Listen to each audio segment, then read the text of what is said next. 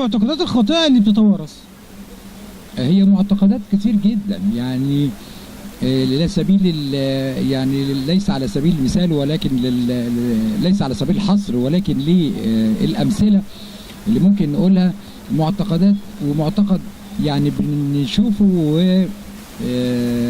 يوميا، شبه يوميا، ومع ناس برضو educated ومتعلمين وكل حاجة، وتقول لها مثلا لما تيجي تتقلبي من الجنب اليمين الى الجنب الشمال لازم تقومي تقعدي وتتقلبي الاول، وبعد كده تقومي ايه نايمه على الجنب الثاني اللي انت كنت عايزه تتنقلي عنه.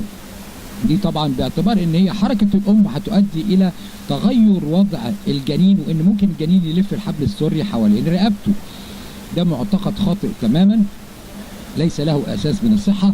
حالة الجنين داخل الرحم وحركته داخل الرحم مستقلة بذاتها، ليس للأم أي دور في تغيير وضع الجنين.